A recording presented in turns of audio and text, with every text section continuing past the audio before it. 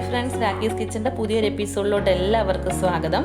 അപ്പോൾ ഇന്ന് ഞാൻ വന്നിരിക്കുന്നത് വളരെ വ്യത്യസ്തമായിട്ടുള്ളൊരു ഉപ്മാവിൻ്റെ റെസിപ്പി ആയിട്ടാണ്.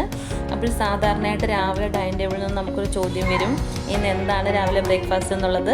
അപ്പോൾ നമ്മൾ ബ്രെഡ് എന്ന് പറയുവാണെങ്കിൽ അപ്പോൾ അവിടെ ഇരിക്കുന്നവരുടെ മുഖഭാവം നമ്മൾ ശ്രദ്ധിച്ചാൽ മതി, നല്ല രസമായിരിക്കും. കാരണം അവർക്ക് ഇഷ്ടപ്പെടില്ല. അവരുടെ ചിന്തയെന്ന് പറയുന്നത് നമ്മൾ ഒന്നുകിൽ ബ്രെഡ് സാൻഡ്വിച്ച്, ബ്രെഡ് ഓംലെറ്റ്, അതല്ലെങ്കിൽ ബ്രെഡ് ജാമു, ഇതൊക്കെ ആയിരിക്കും. പക്ഷേ ഇതിൽ നിന്നൊക്കെ വ്യത്യസ്തമായിട്ട് നമ്മൾ ഈ ഒരു ബ്രെഡിൻ്റെ ഉമ്മാവ് തയ്യാറാക്കിയ ഡൈനിങ് ടേബിൾ കൊണ്ടുവയ്ക്കുകയാണെങ്കിൽ അവരുടെ മുഖം സന്തോഷത്താൽ വിട്ടുന്നത് നമുക്ക് കാണാൻ സാധിക്കും. അതുമാത്രമല്ല, ഇത് കഴിച്ചു കഴിയുമ്പോൾ അവരുടെ വയറും മനസ്സും ഒരേപോലെ നിറയ്ക്കുകയും ചെയ്യും. അപ്പോൾ ഈസിയാണ് തയ്യാറാക്കാൻ. എല്ലാവരും ട്രൈ ചെയ്ത് നോക്കുക. നമുക്ക് വീഡിയോയിലോട്ട് പോയിട്ട് വരാം.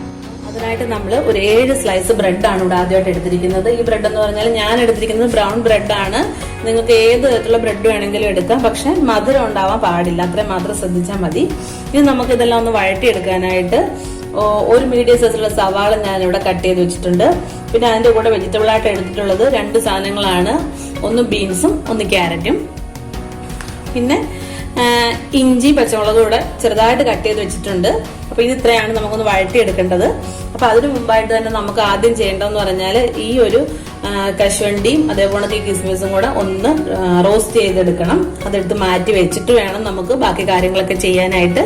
അപ്പൊ നമുക്ക് എങ്ങനെയാണ് ഈ ഒരു ബ്രെഡ് ഉപ്മാവ് തയ്യാറാക്കുന്നതെന്ന് കണ്ടിട്ട് വരാം.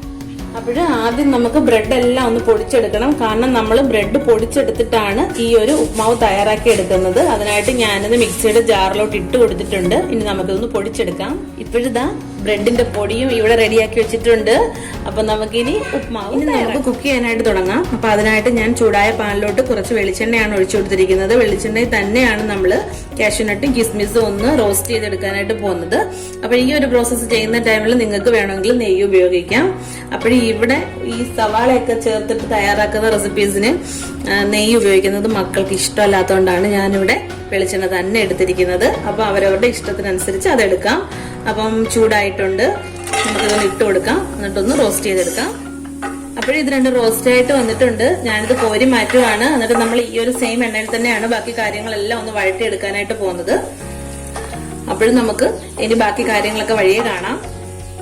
ചൂടായ എണ്ണയിലോട്ട് കടുക് ഇട്ട് കൊടുത്തിട്ട് അതൊന്ന് പൊട്ടി വരുന്നുണ്ട്. പൊട്ടി വന്നു കഴിഞ്ഞ ശേഷം നമുക്ക് ഇനി വഴറ്റാനുള്ള കാര്യങ്ങളെല്ലാം കൂടി ഇട്ട് കൊടുക്കണം. ആദ്യം തന്നെ ഞാൻ ഇട്ട് കൊടുക്കുന്നത് ഇഞ്ചി പച്ചമുളകുമാണ്. അതൊന്ന് വഴറ്റിയ ശേഷം മാത്രം നമുക്ക് വെജിറ്റബിൾസ് ആഡ് ചെയ്ത് കൊടുത്താൽ മതി.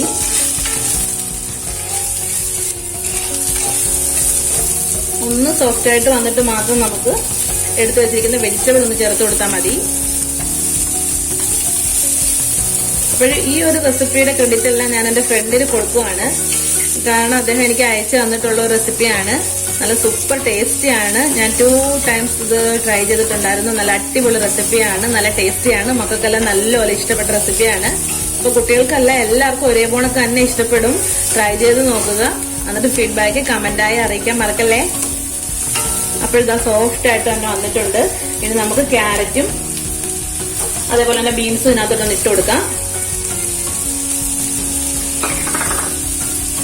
ക്യാപ്സിക്കം ചേർത്താലും നല്ല ടേസ്റ്റ് തന്നെയാണ്. അപ്പൊ ക്യാപ്സിക്കം ഇല്ലാത്തതുകൊണ്ടാണ് ഞാൻ ചേർക്കാത്തത്.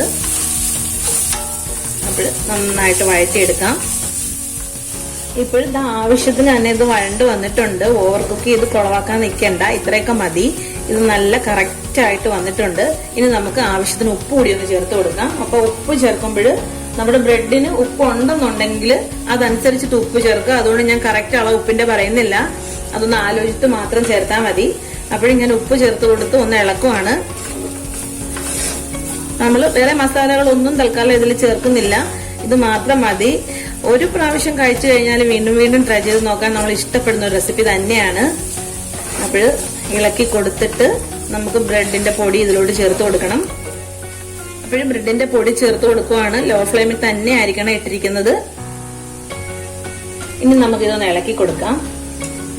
ഒരു കാര്യം ഓർക്കണം, നമ്മൾ ഇതുവരെയും വെള്ളം ഒന്നും ചേർത്തിട്ടില്ല. വെള്ളം ചേർക്കുമ്പോൾ ശ്രദ്ധിക്കുക, ഓരോ ടൈപ്പുള്ള ബ്രെഡിനും ഓരോ അളവിലായിരിക്കും വെള്ളം ചേർക്കേണ്ടി വരിക. ആവശ്യത്തിന് മാത്രം വെള്ളം ചേർക്കുക. അധികമായിട്ട് വെള്ളം കോരി ഒഴിക്കരുത്. നമ്മൾ ജസ്റ്റ് ഒന്ന് തളിച്ചു കൊടുത്താൽ മാത്രം മതി. അതിനു മുമ്പ് തന്നെ ഇത് നന്നായിട്ട് എണ്ണയിൽ ഒന്ന് മൂപ്പിച്ചെടുക്കണം. അതിനുശേഷം മാത്രം ആവശ്യത്തിന് വെള്ളം ഒന്ന് കുടഞ്ഞു കൊടുത്ത ശേഷം ഇളക്കി എടുത്താൽ മതി.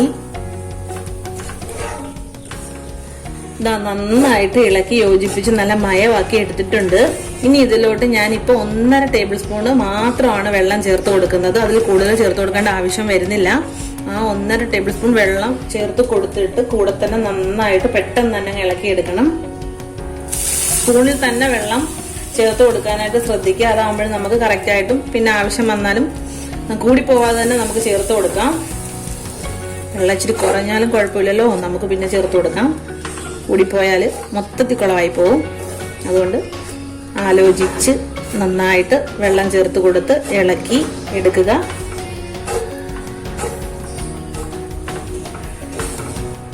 നന്നായിട്ട് ഇളക്കി യോജിപ്പിച്ച് ശേഷം നമുക്ക് നേരത്തെ ഫ്രൈ ചെയ്ത് വെച്ചിരുന്ന നട്ട്സും റൈസൺസും ചേർത്ത് കൊടുത്തിട്ടുണ്ട്. ഇനി ഇത് നന്നായിട്ടൊന്ന് ഇളക്കി കൊടുക്കുക. ഇളക്കി കൊടുത്ത ശേഷം നമുക്ക് ഫ്ലെയിം ഓഫ് ചെയ്തിട്ട് സെർവ് ചെയ്യാവുന്നതാണ്. നല്ല പഞ്ഞി പോലെ സോഫ്റ്റ് ആയിട്ടുള്ള ഉപ്മാവാണ് ബ്രെഡ് ഉപ്മാവ്. അപ്പൊ എല്ലാരും ട്രൈ ചെയ്യുക. ട്രൈ ചെയ്ത് നോക്കിയിട്ട് ഇഷ്ടപ്പെടുവാണെങ്കിൽ ലൈക്കും ഷെയറും കമന്റും ചെയ്യുക. സബ്സ്ക്രൈബ് ചെയ്യാത്ത ആരെങ്കിലും ഉണ്ടെങ്കിൽ ഒന്ന് സപ്പോർട്ട് കൂടി ചെയ്തേക്കണേ. അപ്പോഴിനി നല്ലൊരു വീഡിയോയുമായിട്ട് കാണുന്നവരേക്കും താങ്ക് യു.